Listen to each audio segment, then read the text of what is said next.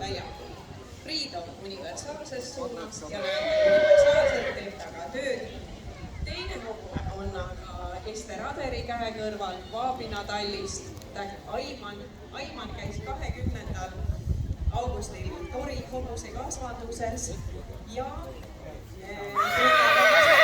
kasvatikega välja, noor Aiman oli ja Ester oli muidugi väljas 3 täkuga see aasta, väga mõjusam. Teine noor hobune siin ringis on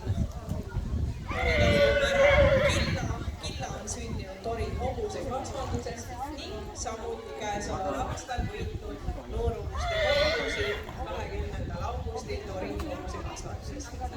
Killa ema just on sellise värvivärvusega Tori mära, paaritatud on Killa, või tähendab tema isa on Tänu Lähton ja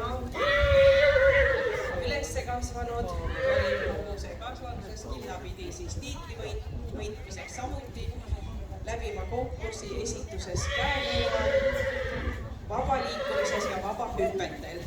Aga Tori hobuse aretusse kuulub ka katsetamine rakendis. Eesti hobuse kasvatajate selts viib igal aastal läbi veokatseid ja Tori hobusel peab olema hea veotahegi ning veokelgu katsed samuti olemas.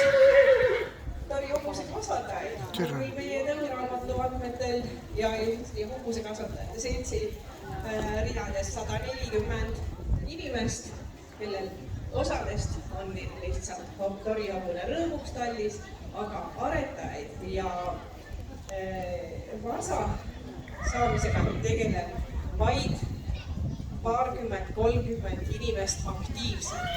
Siit ongi moraal, et meie oma kohalik kultuurilooming Tori hobuse juurde ning eks igal ühel peab olema oma maitse ja oma soov, millist hobust te tahate kasvatada ja Eesti hobuse kasvatajate selts oma tõuraamatu piires soovibki hoida tõuraamatut ühtsena, hoida kasvatage universaalset hobust, kasvatage Tori hobust ratsahobuseks. Teie ees on noored hobused ja te näete, et selline hobune nagu Täkk on Aiman ja selline hobune nagu Killa Suurejoonete Mära, mõlemad on oma tõu parimad esindajad.